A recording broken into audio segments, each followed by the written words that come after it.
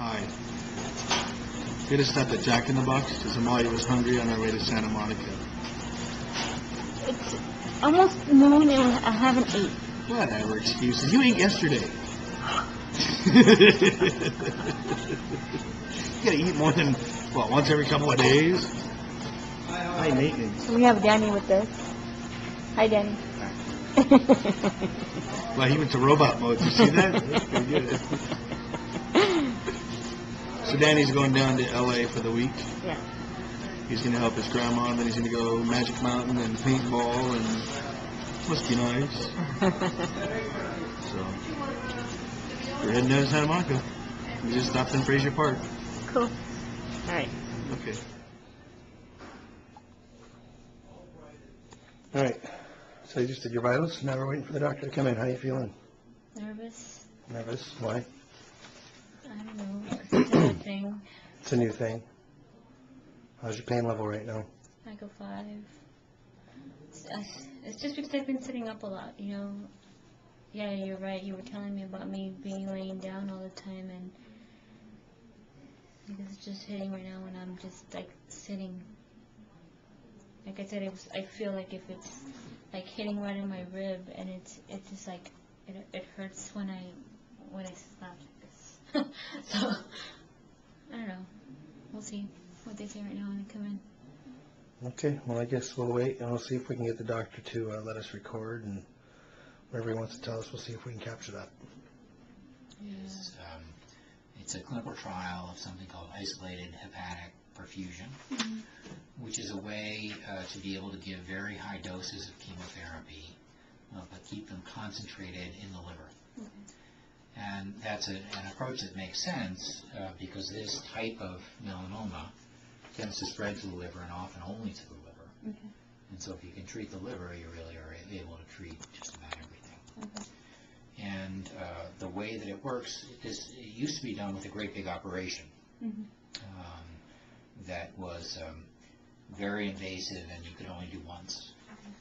But the way that it's done now is it's completely a radiology procedure done with a bunch of little catheters put in through the blood vessels, so that it's a lot easier on you, and it's something that can actually be repeated. And the way it works is there are a few sets of catheters that are put in. There's one catheter that's put in through the artery at the top of the leg, threaded up into the artery that goes into the liver, and that's the artery that the chemotherapy is given through. Then that goes into the liver, and as it comes out, there's another catheter that's put in through the vein at the top of the leg, and that gets threaded up into the big vein that is behind the liver, where all of the blood from the liver drains into. And that catheter actually has two balloons on it, above and below where the blood comes in, so that all that blood coming in is captured and is drained out through that catheter, passes through a filter, a charcoal filter on the outside, where most of the chemotherapy is removed, and then the cleansed blood is given back through another catheter in the neck. And that's when they do all this when I'm sleeping? Yeah. Okay. So it's on general anesthesia, we can sort of talk about some more of the details about how the procedure is done. One of the things about the trial is it's what's called a randomized trial, which means that when you enter into the trial, we'll get everything done in terms of the testing and things like that needs to be done, and then we send in your information to the National Cancer Institute where they're running the trial, and then they essentially flip a coin in a computer, but it basically comes out the same way, and tell us which group you'll be in. And the two groups are the group that gets the liver perfusion as the first treatment, or the alternative group, which means you could get any other treatment that you want, or no treatment for that matter, but it can be another type of chemotherapy different from what you had. It could be something called an embolization, where they block off the little blood vessels going into the tumors. It could be another clinical trial. So it's not up to us to decide, it's up to them? None of us get to decide. They don't actually decide. They just push the button in the computer, So then, if you went into the alternative arm, and then whatever other treatment you're getting, we would continue to follow you as part of this study. And so you get another scan 6 weeks later. And if that showed that what was in the liver was continuing to grow, despite whatever other treatment you might get, then you could switch over to the perfusion at that point. So they basically test something out if she gets picked in that randomizer, and if that works, they keep that going, and if it doesn't, they switch it to the other one. But you don't think if they already tried chemo from something else already and 3 more appeared, doesn't that, they something else on? Yeah, so I think that based on that result, that I wouldn't recommend doing a chemotherapy, just a regular standard chemotherapy of any sort. These types of melanoma are very resistant to chemotherapy generally. But there are some newer agents, and there's a group of medical oncologists that we work with who have a number of clinical trials different from this one, different from the perfusion trial that you would probably also be a candidate for. So I'd like to be able to have you see them as well in case you get onto the alternative arm, then they'd be able to have already gone through with you what the other possibilities are. So we're going to try this first to see if we qualify for this, right? The computer gives me that. Right. So, and if not, you're gonna send me somewhere else. Right. So based on what we know about you already from your scans and everything else, do I qualify? You qualify for the trial. Okay. But as part of the trial, you might get assigned to an alternative treatment. So you either get the perfusion as the first treatment or as the second treatment, depending on what happens. Oh, I see.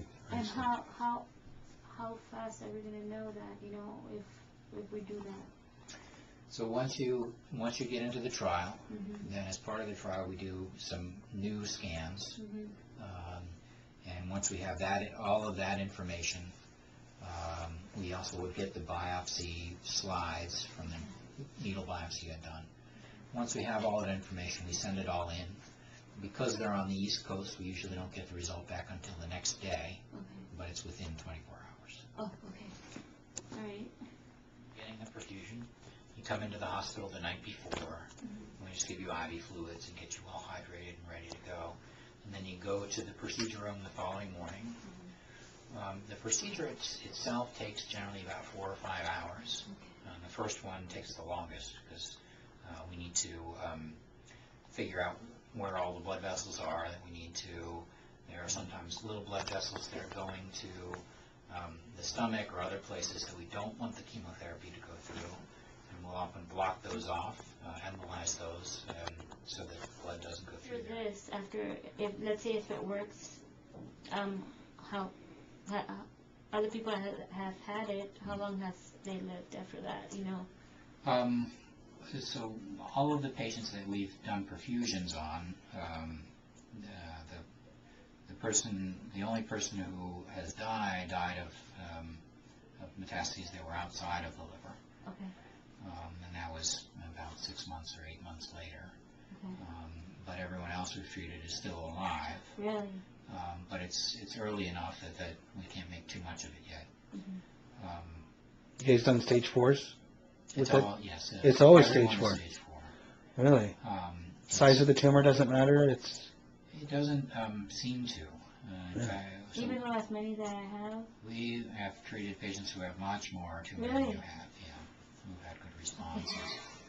So it's hard to predict what will happen. Every person is different. Everyone that we've treated we've treated some patients who had skin melanoma and some patients who had eye melanoma. Everyone that we treated with the eye melanoma has had a very good response to So we just talked to the doctor. What's going through your head?